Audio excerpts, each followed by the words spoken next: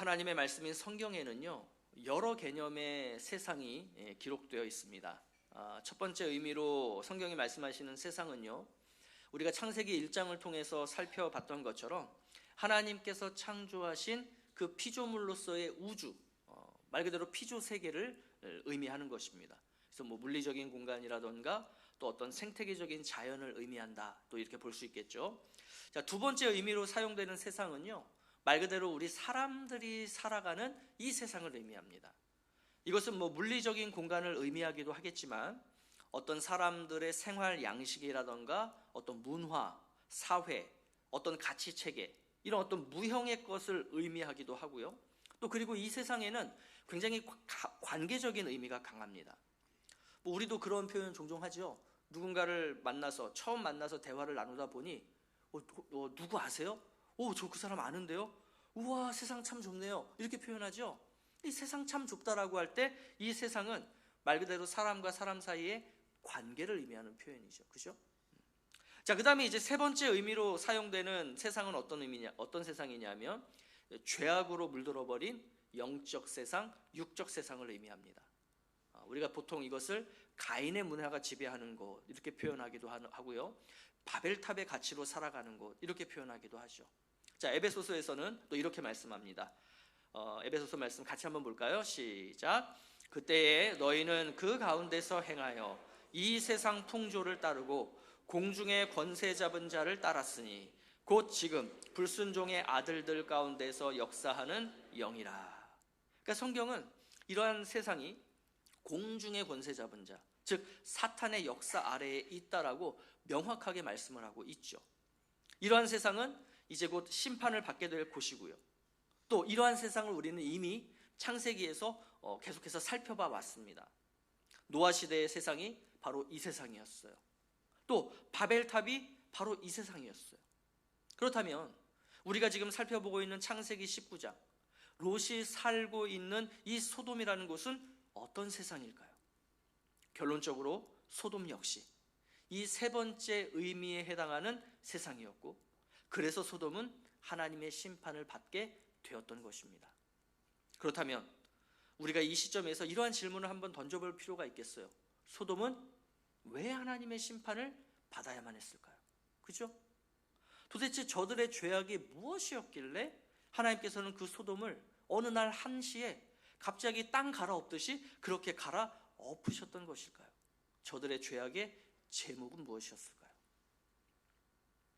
자, 첫 번째로 우리가 살펴볼 수 있는 것은 창세기 19장에서 이미 드러나고 있는 소돔의 죄악됨이죠. 그게 뭐였습니까? 음란함이었어요. 음란함. 우리가 지난주에 살펴봤듯이 남자와 남자가 관계를 맺는, 다시 말해서 동성애적 음란함이었죠. 자, 그런데 여기서요, 이 소돔의 죄악을 그냥 단순히 동성애적 음란함으로만 표기하기는 사실은 너무 작습니다.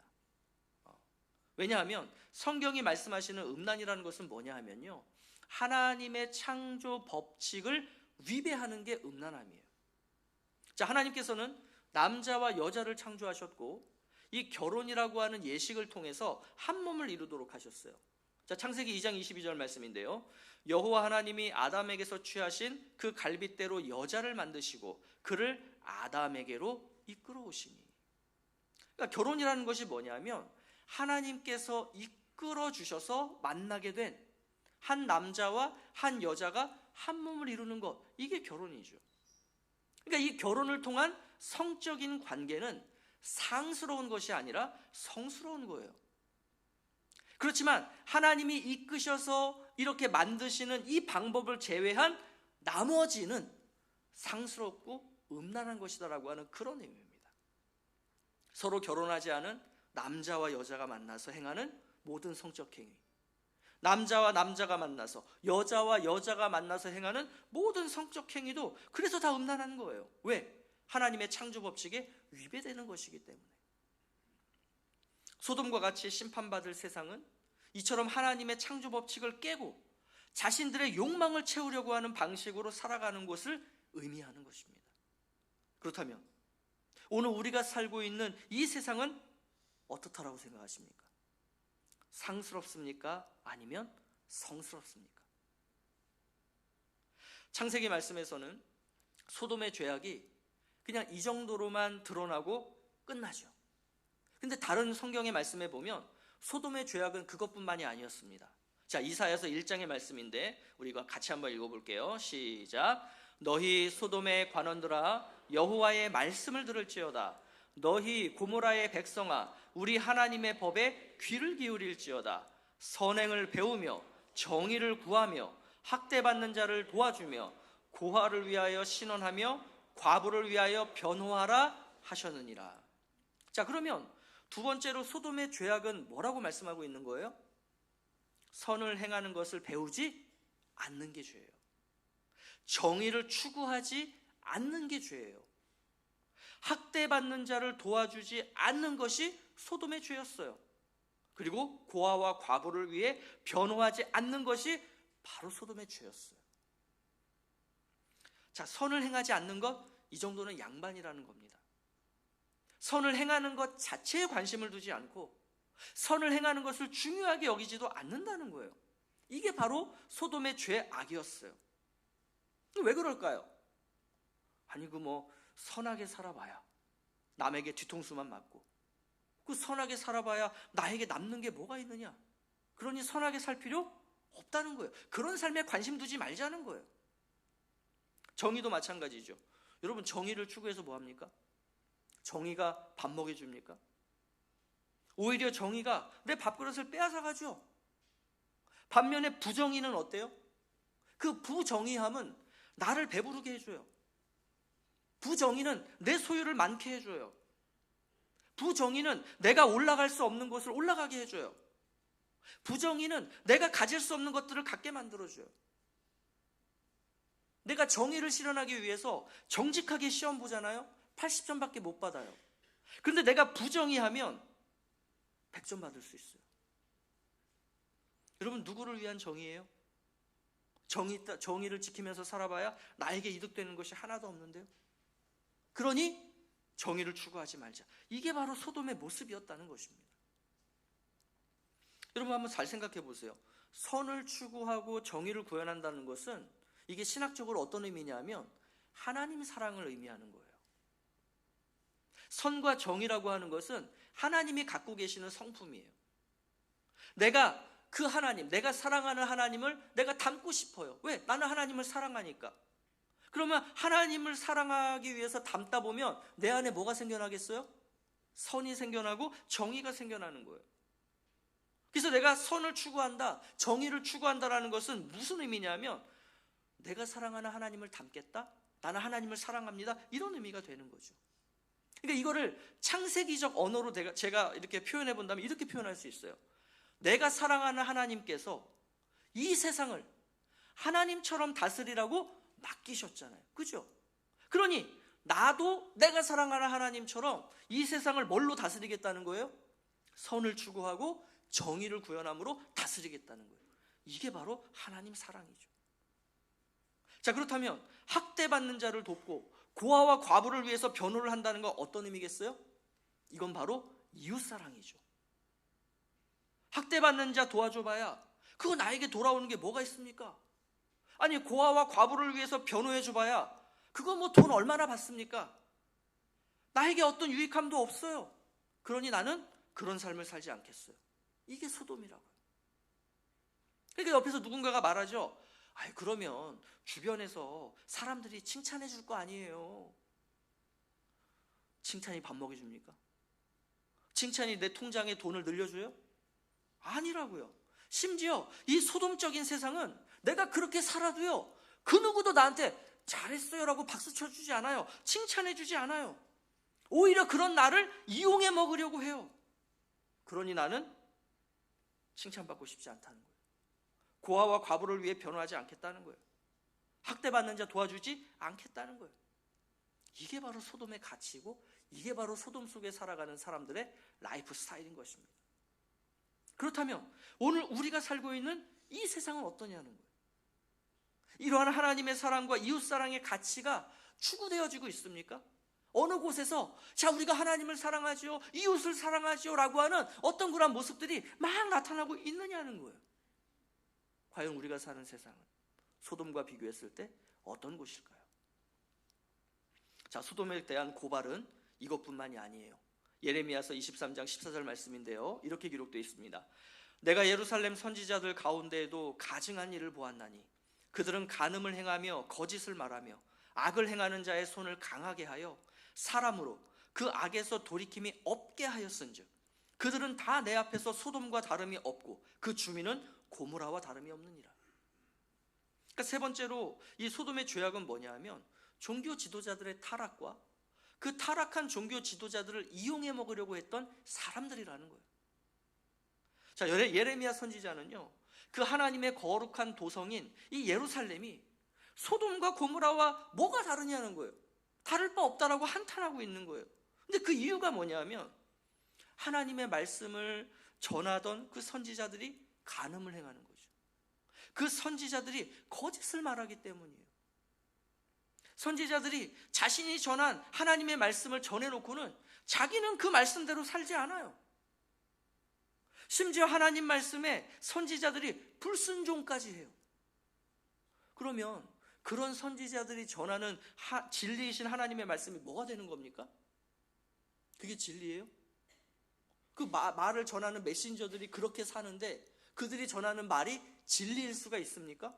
진리일 수가 없죠. 그러니까 졸지에 하나님의 말씀이 거짓이 되어버리는 거예요. 그게 소돔이라고. 더 큰 문제는 자기들만 그러면 또 모르겠는데 악을 행하는 자의 손을 더 강하게 해줘서 그 악한 사람들을 악에서 돌이키도록 만드는 게 아니라 오히려 그 악한 삶을 더 살아가도록 만든다는 거예요. 더 강력하게, 더 영향력 있게. 그럼 여러분, 이게 어떤 의미일까요? 이렇게 한번 예를 들어볼까요? 자, 어떤 한 성도가 한 목사님을 찾아왔어요. 좀 상담도 하고 싶고 기도도 받고 싶다는 거예요. 그래서 목사님이 물어요. 어떤 일이십니까? 그랬더니 이 성도님이 얘기하는 거예요. 제가 운영하는 공장에서 이번에 법적으로 큰 문제가 발생했다는 겁니다. 제품을 만들 때 오폐수를 정수 처리하지 않고 그 비용이 너무 비싸서 몰래 이렇게 내보냈는데 그게 이번에 적발이 되면서 엄청난 벌금을 물게 되었다는 거예요. 그래서 이 문제를 어떻게 해야 될까 싶어서 그 변호사와 상의를 했더니 그 담당 공무원에게 적절하게 좀 이렇게 몰래 감사의 표시를 좀 하면 그 내용이 좀 가벼운 것으로 바뀔 수 있고 그래서 벌금도 대폭 감면될 수 있다. 이렇게 이제 조언을 해줘서 그 변호사와 함께 지금 그렇게 진행 중이라는 거예요. 자, 그러니 이 변호사와 함께 진행하는 이 일이 좀 순조롭게 잘 진행이 되어서 저와 우리 공장이 좀 가벼운 처벌에 그칠 수 있도록 목사님 좀 기도해 주십시오. 이러해서 오신 거예요. 그러자 목사님이 그 성도를 축복한다며 기도를 해주는데요. 하나님, 정말로 이 성도가 기도하는 이 기도대로 응답해 주셔서 하나님이 살아계심을 우리 성도님이 경험할 수 있도록 인도하여 주시옵소서라고 기도를 해주는 거예요. 그러자 이 성도님이 목사님 이렇게 기도해 주셔서 감사합니다. 힘이 되었어요. 저 힘을 내서 돌아갈게요 하고 헌금하고 돌아가는 거죠. 종교 지도자는 악을 행하는 성도를 축복하고 성도는 그 악에서 돌이키는 것이 아니라 오히려 그 악을 더 행하며 살아가도록 하는, 그래서 그것을 위해서 이 성도는 또 그러한 종교 지도자들을 이용하는 것. 이게 바로 소돔이었다는 거예요. 그래서 여러분들, 저를 비롯해서 우리 목사님들을 위해서 기도해 주셔야 됩니다. 이러한 강단에서 하나님의 말씀을 선포할 때 진짜 하나님의 그 말씀만을 가감없이 전할 수 있도록, 뿐만 아니라 제가 메신저잖아요. 하나님의 말씀을 이렇게 전해놓고 저는 저 뒤에 가서 딴짓한다? 그러면 안 되는 거죠. 제가 전한 하나님의 말씀대로 제가 먼저 순종하며 살아갈 수 있도록 여러분, 저를 위해서 그렇게 기도해 주셔야 돼요. 그리고 좀 목사들을 이용하려고 하지 마세요. 그러니까 좋은 데는 이용해도 돼요. 목사님 저 힘든 일 있는데 진짜 좀 기도해 주세요. 이용하셔도 돼요. 목사님 저 요즘 이런 죄에서 제가 벗어나지 못하고 있는데 이 죄의 문제에서 어떻게 좀 제가 벗어날 수 없을까요? 좀 도와주세요. 이런 데는 이용하셔도 괜찮아요. 그런데 나쁜 데다가 갖다 이용하지 마세요. 여러분, 이 목사가 여러분들을 위해서 축복한다라고 해서 그 축복을 받는 여러분의 불순종이, 이 목사의 축복을 받는 여러분의 죄악이 하나님 앞에서 정당화되는 게 아니에요. 오히려 이 강단에서 선포되는 하나님의 말씀이 오늘 나에게 주시는 말씀이다라는 것을 좀 알고, 그 말씀이 나를 아프게 하겠죠. 그 말씀이 나를 좀 불편하게 하겠죠. 저거 나 들으라고 하는 얘기네? 아니에요. 제가 누군가를 가리켜서 너 들어라라고 이야기하는 게 아니에요. 오늘 주시는 하나님의 말씀이잖아요. 그게 정말로 나에게 하는 것처럼 들린다면 어떻게 하라는 거예요? 악에서 돌이켜야죠. 아니, 내가 그 악을 행하면서도 안전하게 살 수 있도록 나를 축복해 줘야지. 왜 너 죄악이라고 얘기하냐라며 나는 불편해서 교회 못 다니겠다. 그러면 안 된다는 거예요. 그거야말로 그 목회자들을 이용하려고 하시는 거예요. 여러분, 죄를 지었으면 죄의 대가를 치러야죠. 죄를 지었는데 용서만 받는다고요? 아니에요. 만약에 그게 가능하다면 예수님 뭐하러 우리를 위해서 십자가에서 죽으셨습니까? 그냥 용서해 주시면 되지. 하나님은 우리가 지은 죄에 대해서 반드시 죄의 대가를 치르게 하시는 분이세요. 그래서 예수님이 우리를 대신해서 십자가에서 죽으신 거예요. 왜? 하나님이 나에게 내리실 형벌을 예수님에게 내리신 거니까. 그게 그렇게 거룩하게 된 나라고 하는 존재인데, 여전히 나는 그러한 예수님을 등에 업고 그것을 축복이라고 생각하면서 악행을 저지르면서, 나는 이곳으로부터 안전하다, 나는 악행을 저질러도 세상에서 성공하고 출세할 수 있다? 여러분, 그런 법이 세상에 어디 있습니까? 이런 법은 성경에도 없고 세상에도 없는 거예요. 그렇다라고 한다면 오늘 우리가 살고 있는 지금 이 세상은 어떠냐는 거예요. 타락한 종교 지도자들과 이들을 이용해 먹으려고 하는 사람들이 있다라고 생각하십니까? 없다라고 생각하십니까? 정말로 이 세상에는 하나님의 말씀을 대언하는 그들이 먼저 회개하고 자복하며 그 하나님 말씀에 따라 살기 위해서 정말로 눈물을 흘리며 기도하며 그렇게 살고, 그러한 목회자들의 모습을 보면서 나도 저렇게 살아야지, 나도 목사님처럼 살아야지라고 하는 그러한 성도들로만 가득한 그러한 세상입니까? 소돔에 대한 고발은 이렇게 이사야 선지자, 또 예레미야 선지자뿐만이 아니라 에스겔 선지자도 고발해요. 자, 우리 에스겔 16장 49절 말씀 같이 한번 볼까요? 자, 시작.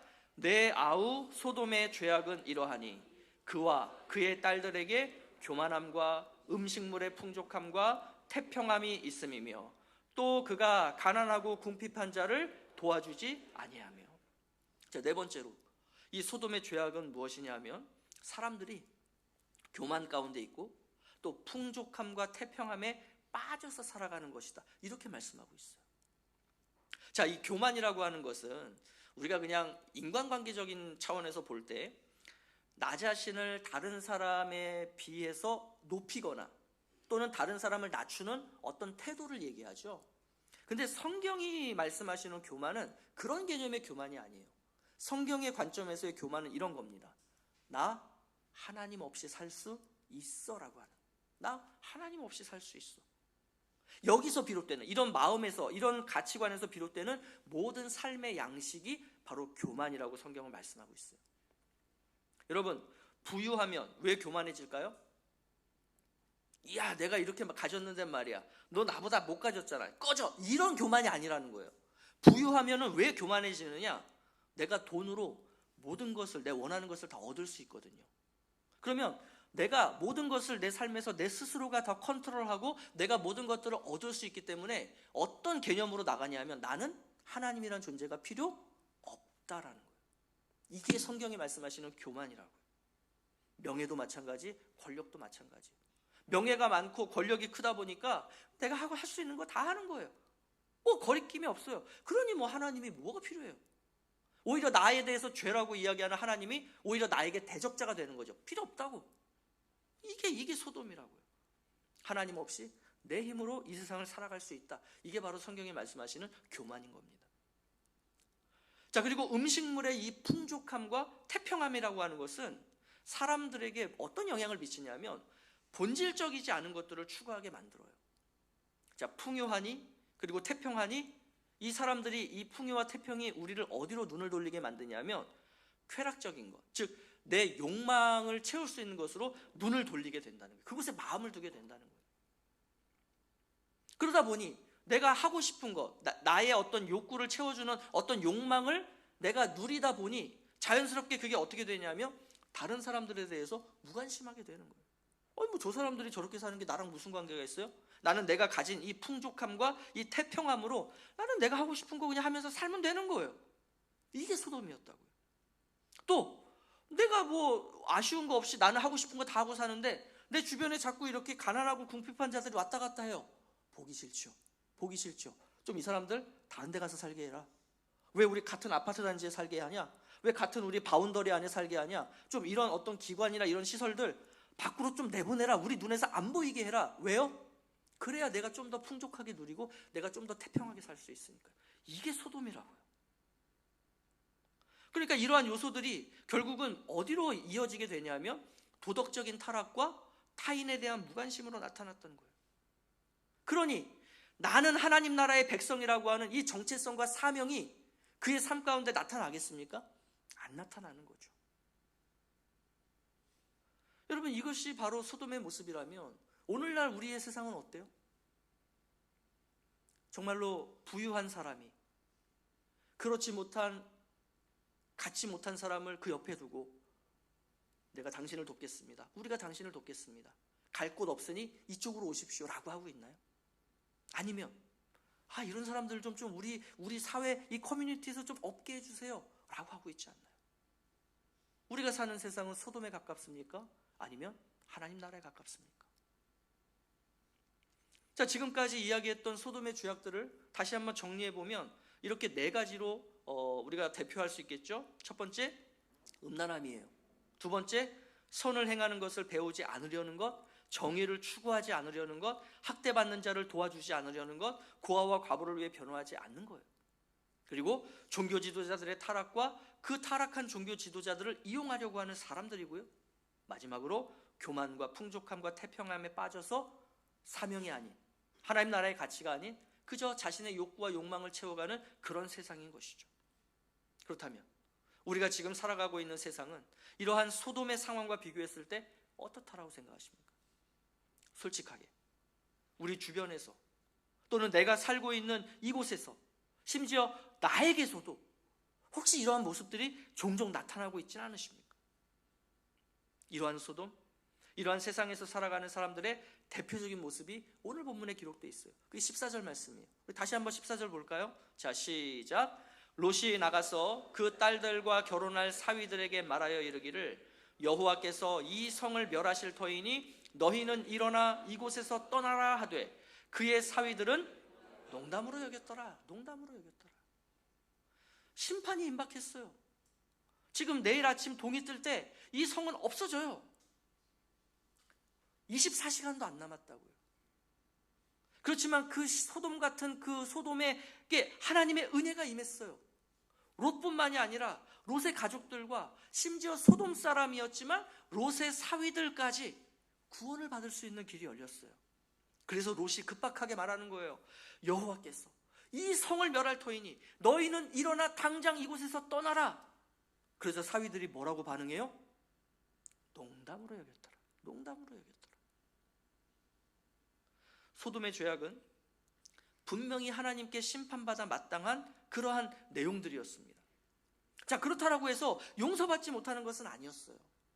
하나님의 그 구원과 은혜가 주어졌을 때 그 은혜를 내가 받고 그 하나님의 말씀 가운데 순종하면 그 심판에서 면할 수 있었던 것입니다. 그러나 이 소돔에 속한 자들은 그렇게 반응하지 않는다는 거예요. 소돔에 속한 자들은 어떻게 반응합니까? 하나님의 은혜를 비웃어요. 하나님의 말씀을 비웃어요. 이들의 이러한 모습은 마치 노아가 그 홍수 심판 때 그 홍수 심판을 대비해서 방주를 만들고 있을 때 사람들이 그 모습을 보면 어떻게 했죠? 비웃었잖아요. 하나님의 심판을 농담으로 여겼잖아요. 미친 자의 말이라고 생각했잖아요. 그러니까 이 노아 시대 때의 사람들이나 소돔에 속해서 살아가는 사람들이나 별반 차이가 없는 거예요. 똑같은 거예요. 그런데 이 현상은 지금 우리가 살고 있는 오늘 이 세상 속에서도 나타나고 있다는 거죠. 사람들에게 가요. 예수 믿고 구원받으시면 좋겠다. 예수 믿고 천국 가시면 좋겠다. 성경은 그리고 오늘날 이 세상에서 벌어지는 이 현상들을 보면 주님의 재림, 이 심판의 때가 얼마 남지 않았다. 그러니 어서 예수 믿고 구원받으십시오. 이렇게 우리가 사람들에게 복음을 전하면 사람들이 어떻게 반응해요? 그렇군요. 그렇게 나에게 하나님의 은혜가 주어졌고 내가 구원받을 수 있는 길이 있는 거군요. 알겠습니다. 제가 지금 당장 예수 믿고 저도 하나님 나라의 편에 서겠습니다 라고 하나요? 어떻게 하죠? 사람들이 비웃어요. 농담으로 여겨요. 심지어 그 심판이 코앞에 다가와 있는데도 그걸 알지 못해요. 이게 바로 죄악에 물든 인간의 상태이고 소돔의 모습이자 그 소돔에 속해서 살아가는 사람들의 모습이라는 거예요. 예수님은 이러한 소돔을 빗대어서 이 세상을 향해서 이렇게 말씀하셨어요. 자, 누가복음 17장 말씀인데 우리 이것도 한번 같이 읽죠. 자, 시작. 또 롯의 때와 같으리니 사람들이 먹고 마시고 사고 팔고 심고 집을 짓더니 롯이 소돔에서 나가던 날에 하늘로부터 불과 유황이 비오듯 하여 그들을 멸망시켰느니라. 인자가 나타나는 날에도 이러하리니 그날에 만일 사람이 지붕 위에 있고 그의 세간이 그 집안에 있으면 그것을 가지러 내려가지 말 것이요 밭에 있는 자도 그와 같이 뒤로 돌이키지 말 것이니라. 롯의 처를 기억하라. 하나님 나라에 속한 사람 아브라함, 세상에 속한 사람들 소돔인들, 그리고 하나님 나라와 그 소돔 사이에서 왔다 갔다 했던 롯. 오늘 우리는 어디에 속한다라고 생각하십니까? 오늘 우리가 살고 있는 이 세상이 소돔과 진짜 다를 바가 없구나. 오늘 말씀을 통해서 하나하나를 대조해 보니 지금 우리 이 세상도 소돔과 똑같구나 라고 생각한다면 우리는 정말로 이 소돔과 같은 세상 속에서 어떻게 살아가야 될까요? 자, 이에 대한 이야기는 이제 우리가 다음 주에 조금 더 자세하게 나눠보려고 합니다. 자, 그렇지만 이 말씀을 마무리하면서 이 질문에 대한 해답은 우리가 야고보 사도의 말씀을 통해서 그 해답을 좀 함께 살펴보면 좋겠습니다. 자, 야고보서 1장 27절 말씀이 바로 조금 전에 그 질문에 대한 해답이에요. 우리 같이 한번 읽을까요? 시작. 하나님 아버지 앞에서 정결하고 더러움이 없는 경건은 곧 고아와 과부를 그 환난 중에 돌보고 또 자기를 지켜 새 속에 물들지 아니하는 그것이니라. 우리가 이 소돔과 같은 세상 속에서 어떻게 살아가야 됩니까? 하나님 앞에서 정결한 경건은 소외된 자들을 어려운 중에도 돌보아야 하는 것이고요. 또 자신을 지켜 그 소돔과 같은 세상의 가치에 물들지 않게 하는 것. 이게 바로 우리가 이 소돔과 같은 세상 속에서 살아가야 하는 우리 그리스도인들의 삶이라고 하는 것입니다. 2025년 여러분 이제 딱 한 달 남았습니다. 이제 한 해를 마무리하며 또 내년을 준비하실 텐데 우리가 한 해를 마무리하실 때 하나님 앞에서 나의 경건이 어떠했었지? 이 2025년도에 나의 삶은 정말로 하나님 앞에서 정결하고 더러움이 없는 그러한 경건이었나를 우리가 좀 함께 살펴보시기를 간절히 원합니다. 아울러 우리가 사는 이 세상을 소돔과 비교했을 때 과연 어떤 부분이 다르고 어떠한 부분이 같은가? 내가 경계해야 할 이 세상에서의 가치, 소돔과 같은 세상의 가치가 무엇인가? 나는 지금 그것을 추구하고 있는가? 아니면 그것이 세상의 가치임을 알고 경계하고 있는가? 이러한 부분들을 묵상하면서 여러분들이 이 남은 한 해를 잘 보내시면 좋겠습니다. 그래서 내년 2026년도에는 정말로 이 세상에 동화되어 살아가는 것이 아니라 새 속에 물들어서 살아가는 것이 아니라 그 세상을 변혁하고 그 세상을 개혁하는 그러한 영향력 있는 삶으로 나아가는 저와 여러분이 되실 수 있기를 예수 그리스도의 이름으로 축복합니다.